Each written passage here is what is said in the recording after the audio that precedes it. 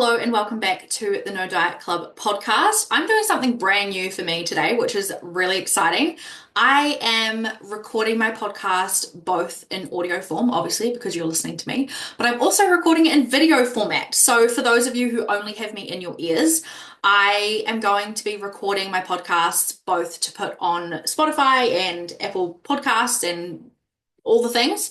But I'm also going to be putting my podcast on YouTube because apparently people consume podcasts on YouTube, which is so freaking exciting. And if you know anything about me, you know that I want to spread my message everywhere I possibly can. So if I can show up on YouTube as well, then I'm 100% going to do that. So welcome. Welcome to the podcast. If you are watching, then welcome to the world of the No Diet Club. I'm super excited to have you here.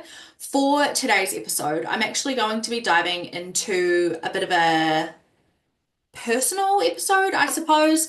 Um, After some feedback on my Instagram, which if you don't follow it, you definitely should, obviously, at bloombybex underscore is my IG. I asked if people would be interested if I recorded a mini podcast series on my calorie deficit experience. Um, so that's exactly what I'm going to do. That's exactly what I'm going to do. I am filming a series for IG Reels and TikTok as well, but I thought, why not make some long form content as well and kind of dive a little bit deeper than I can in a 90-second reel. So today is the first episode of the No Diet Deficit. Nope. What have I called it? The No Diet Deficit Diaries. The No Diet Deficit Diaries. It is a bit of a tongue twister, but it perfectly encapsulates this calorie deficit experience for me because I'm not following a diet, I'm not following any strict rules, I am just being intentional, I have targets to stick to, and I'm going to run you through everything now. So I've made some notes just so I don't get off topic because I can be a bit of a rambler, especially when I get passionate. So I'm just going to bring my notes up on my phone. So I am 10 days in. I started last Monday. Um, so 10, 11 days into my first calorie deficit of 2025. Last year in 2024, I did 2 calorie deficits and lost 18 kilos across the year. I then put about 8 kilos back on at the end of last year. So I still maintained about a 10 kilo loss, which I'm actually really, really happy about. But this calorie deficit feels different. And it feels different because of everything I learned last year. Now, I'm so proud of myself and so happy with the results I achieved last year. I'm super happy I maintained a 10 kilo loss. I've never been able to do that before. But coming into this calorie deficit, something feels different. And I think I've been trying to reflect on what it is. And I think it's just a chance for me to integrate everything I've learned about myself over the last 18 months and really show up for myself in a very intentional but very flexible kind of way. And flexible as in like I have targets to stick to and that kind of thing. But like I'm not trying to get 10,000 steps by 10 a.m. I am not trying to have no takeout meals at all. I'm not trying to eat 140 grams of protein every single day to the gram. I'm not trying to stick to my carbs and fats targets specifically like to the gram as well. And I think that's something that I did last year. It's probably a mistake I made last year, to be honest. In my first calorie deficit, I lost 10 kilos in 10 weeks and it was phenomenal. And I needed that. I needed that experience because it taught me that I fucking can do it. I can do it.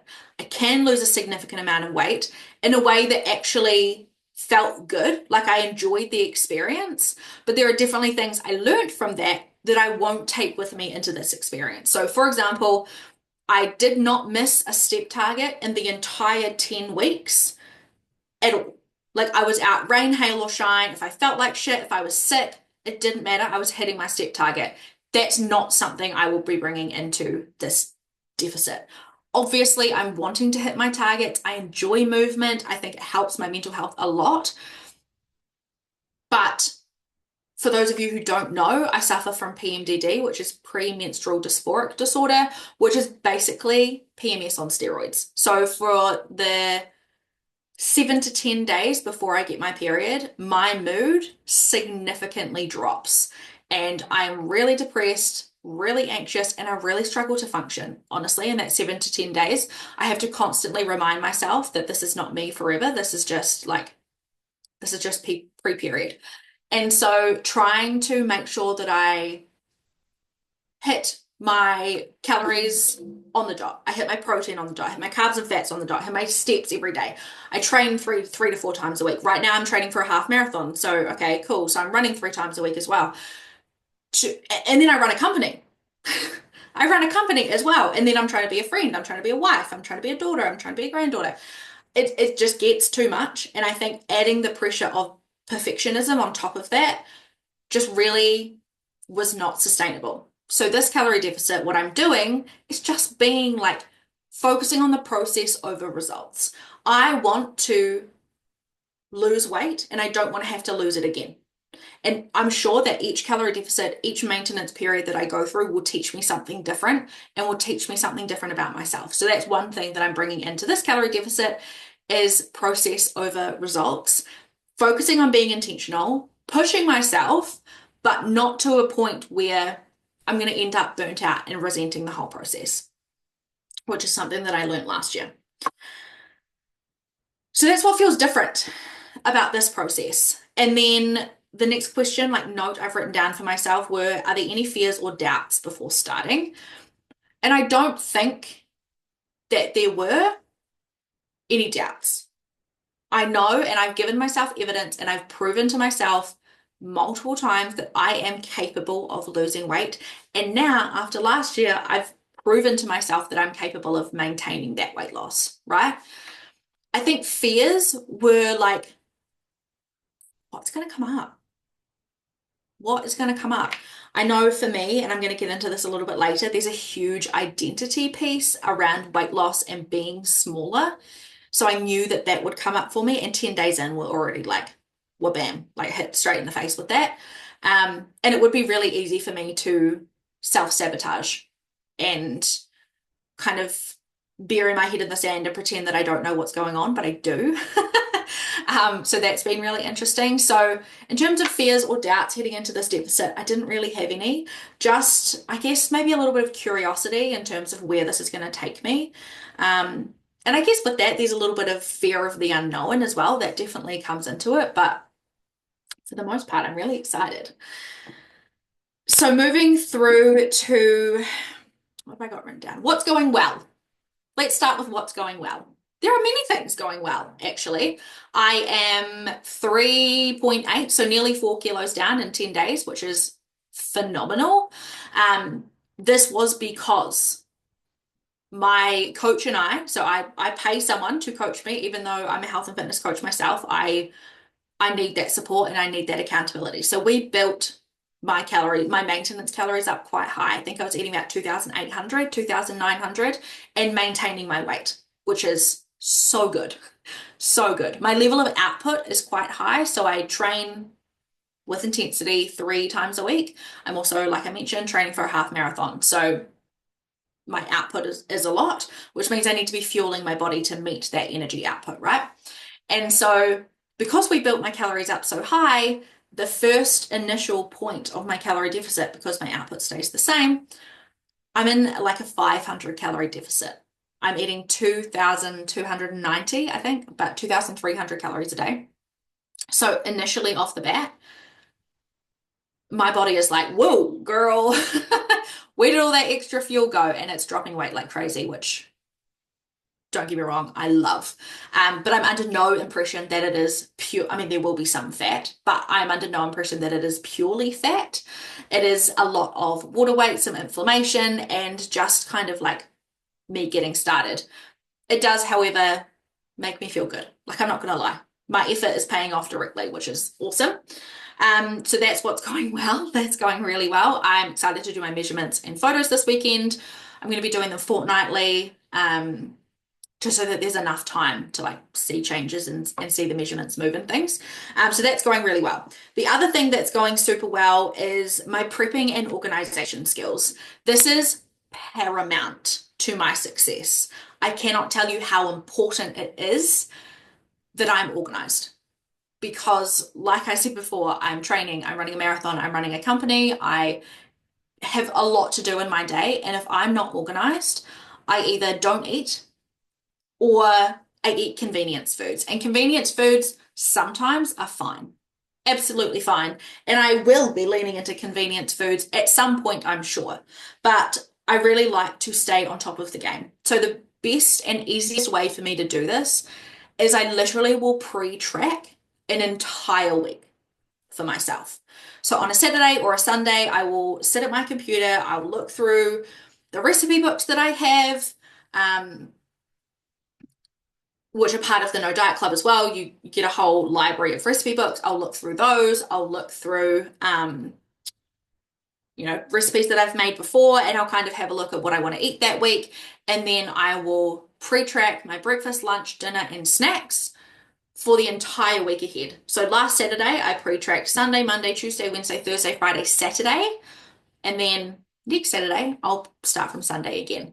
That way I can order my groceries and I know exactly what I need and know exactly what I'm eating on any given day. And I know as well that I'm going to be eating enough food, like I'm eating up to my calorie target and I'm eating nice and high protein, nice high protein, because that's super, super important. And I'm getting some veggies and some fruits and things in.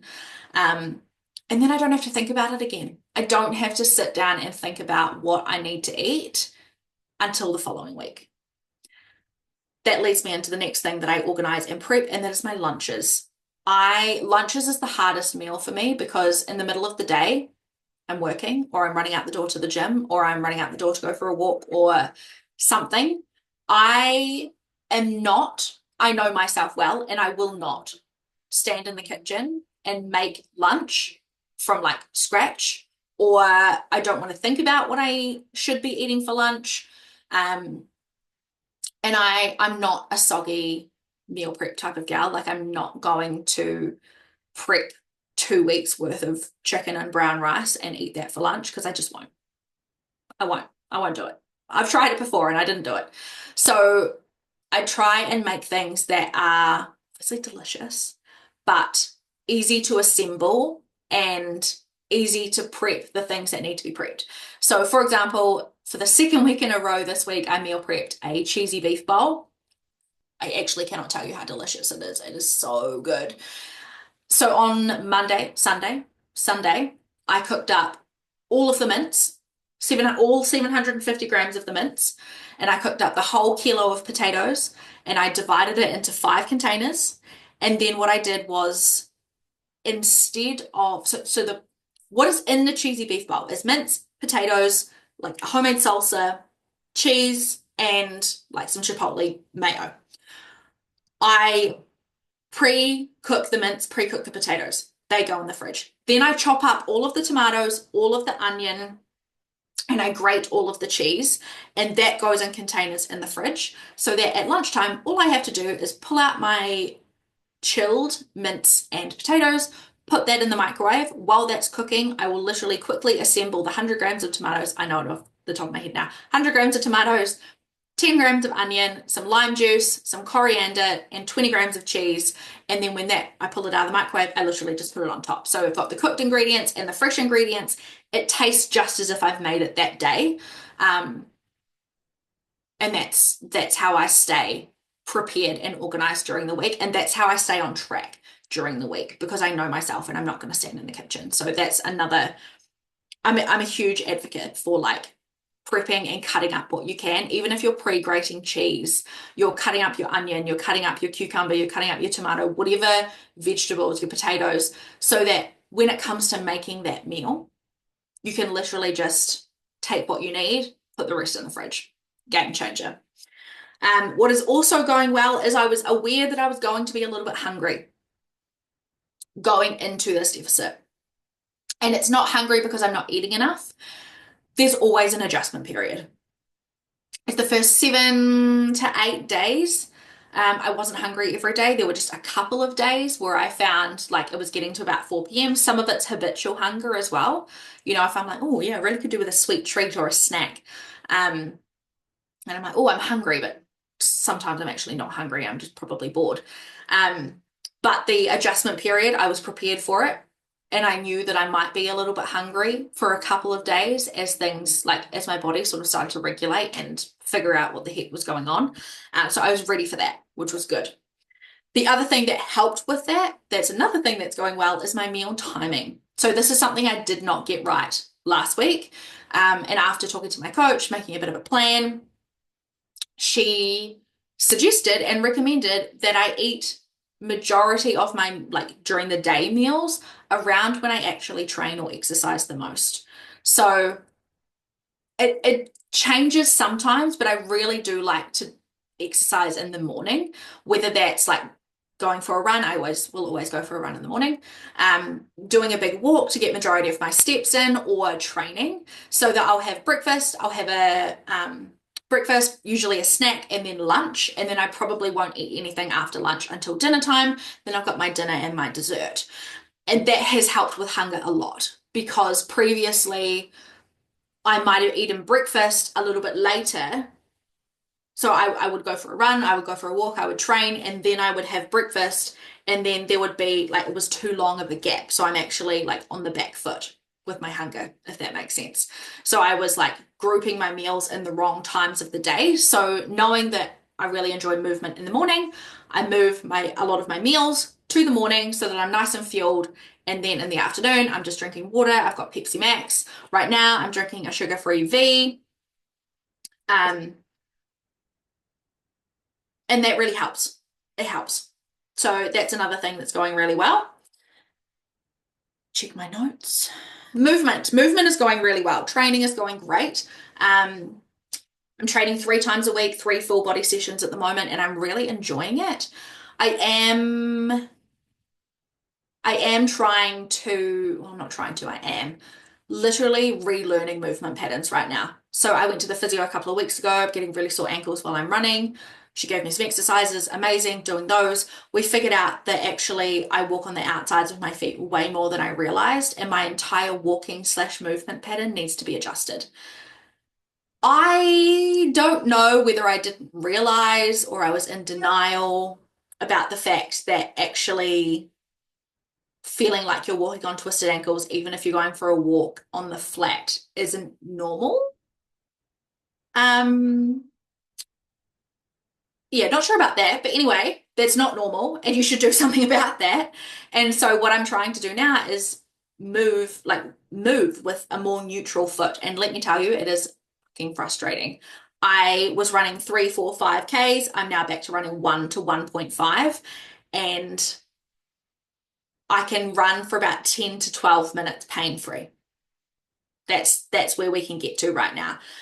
So I would be lying if I said I wasn't frustrated by that. And also, in turn, and equally as frustrating, trying to see it as an opportunity, in the gym is that I got a lot of back pain when I trained, and I had a lower back injury. I've had 2 lower back injuries actually over the last couple of years, longer than that. And I just assumed back pain was something that I was going to have to put up with. I would always stretch, I would mobilize it, I would do what I could.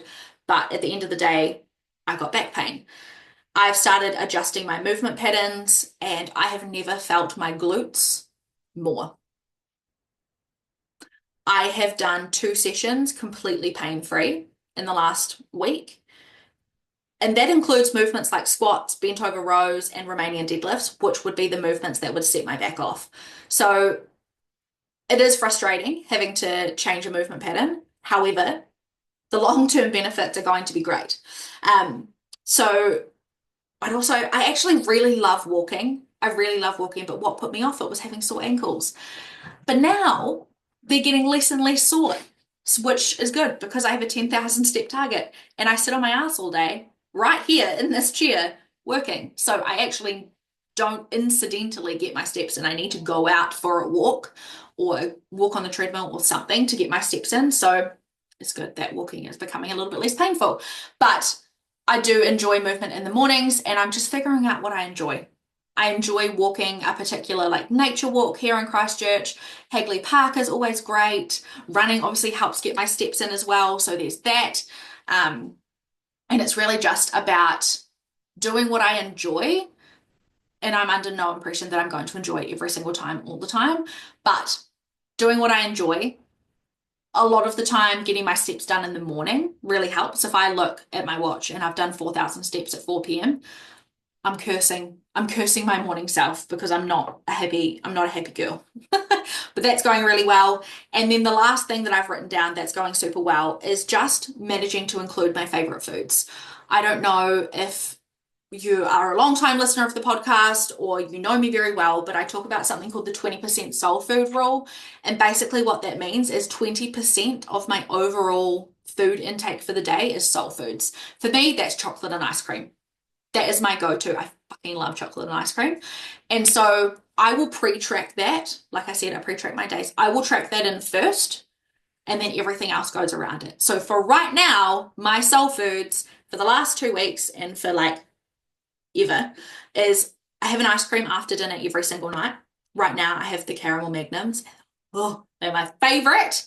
And then for a snack, I will have two Tim Tams, double coat, obviously. They're my favorite. So I have two Tim Tams and an ice cream to look forward to every single day.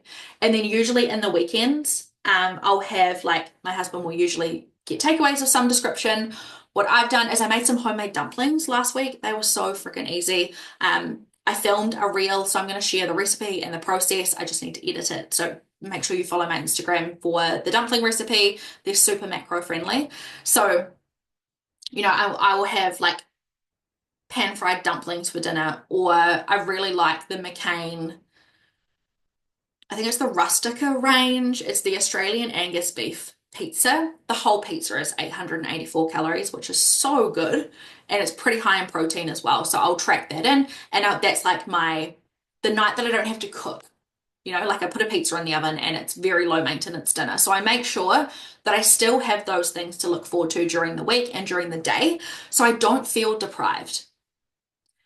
And the way that I'm kind of managing social situations as well is me and a group of my best friends get together once a week, usually a Thursday, and we have dinner together. It's honestly the highlight of a lot of our weeks because we just look forward to girl time every single week. So instead of asking them to like pick a macro friendly option and then having me there like fucking weighing out my cheese, what I do is I just buy like a frozen microwave meal. I take it with me. I buy the Strength Meal Co, whatever they're called. They're delicious, and super high in protein also. And then what I've done this week is I have skipped my Tim Tams and I'll skip my ice cream so I can have dessert with them. So I take my dinner, I know what it is, I've tracked it, it's all good, high in protein. I'll have dessert with them. When I'm in more of a maintenance period, that will probably be one of my untracked meals for the week, and I'll just eat mindfully. But this allows me to feel included. It allows me to have things to look forward to. It allows me to reach my goals, but also spend time with my friends and not feel deprived, not feel restricted, not feel alienated from everyone else. Because no, I can't have their like big nachos or garlic bread or whatever it is that they're having for dinner, but I can still have dessert with them and I can spend time with them. And at the end of the day, that's more important. So there's a lot going well in summary. Um, some of the mindset things or some of the challenges that I'm facing is a lot of it is identity based. Like I have been overweight my whole life and calling myself like a plus size trainer or a plus size PT or whatever, there's a lot of my identity wrapped up in that. And so if I feel as though, like, obviously I really want to lose this weight, I wouldn't be doing what I'm doing if I didn't. But there's definitely a piece of me that leans towards some self-sabotagey sort of thoughts and behaviors when things are feeling a little bit too good. Like nobody said you were happy in your comfort zone. You're comfortable in your comfort zone, which is so fine, but you're not necessarily happy there. And so for me, the challenges that I've been navigating over the last kind of 10 days is like, okay, I'm seeing some success. The weight is moving. I'm feeling good. Oh shit, what does that mean? Shit. If I strip back this layer of me, I feel more vulnerable. I feel more exposed. If somebody rejects me or makes a nasty comment about me online, I no longer have this shield of protection because when I'm no longer overweight, what are they going to pick on? and what they pick on is probably going to feel more personal than my weight. Like I feel like some trolls online think that I don't look at myself in the mirror every day. They're like, you're fat or you're overweight or you have tummy rolls. Like, no shit. I can see them. I'm not blind. I look at myself every single day. And so if that disappears, I feel very vulnerable. And so unconsciously, the self-sabotage behaviors and thoughts start to kick in. Except now I know too much and I can spot them.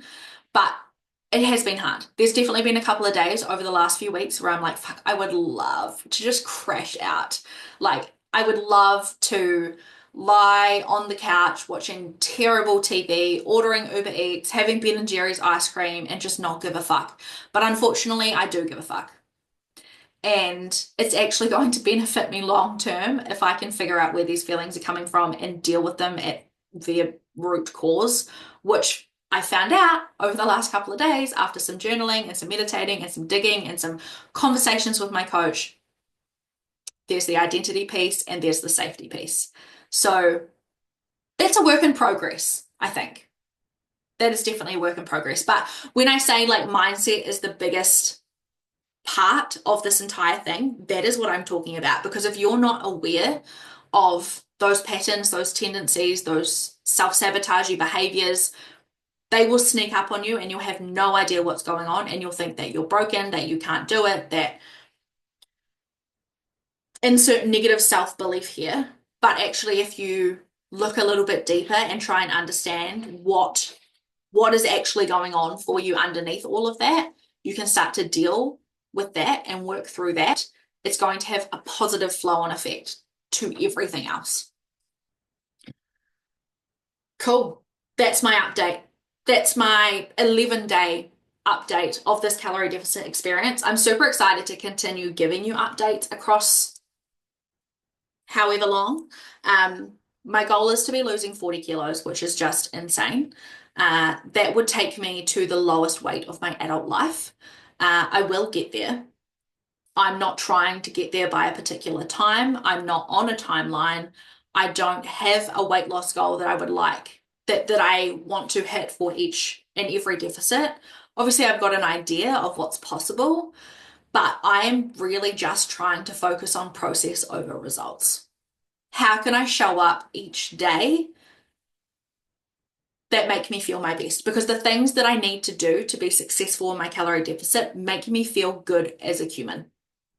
You know, going for walks, fueling my body, drinking water, getting enough sleep, connecting with my friends, all of those things just make me a better person. And so if I can focus on what I need to do each day to show up as the best version of me, then the weight loss will take care of itself. The only thing between me and that 40-kilo weight loss goal is time. And so that's what I'm going to leave you with. If you have experienced a calorie deficit that felt like misery, you have no idea how to get to a point where you can be somewhat regulated, you can dig deeper into these self-sabotage things, then please reach out to me. I'm so here to have conversations about this stuff because doing the mindset work and the inner, the deeper, whatever resonates for you, doing that work has not only positively affected my weight loss, but the rest of my life. You know, approaching situations from a different perspective, having different beliefs, reframing and rewiring thought patterns. I cannot tell you how much of a different person I am from doing that work. And so if anyone is interested and wants to learn more about it, then I mean, I'm teaching the whole thing inside of the No Diet Club. That is there for you. There's one-to-one coaching. There's just having a yarn in my DMs.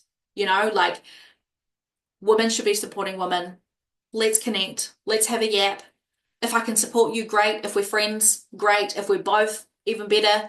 So I'm going to leave you with that. I will be back in your ear holes very soon. I have a few very, very exciting episodes coming up, and I'm just excited to be on your screens, on your YouTube pages, and also in your ear holes on Spotify and all of the other places. So have a beautiful morning, afternoon, day, night, whenever you're listening to this, and I'll be back very soon.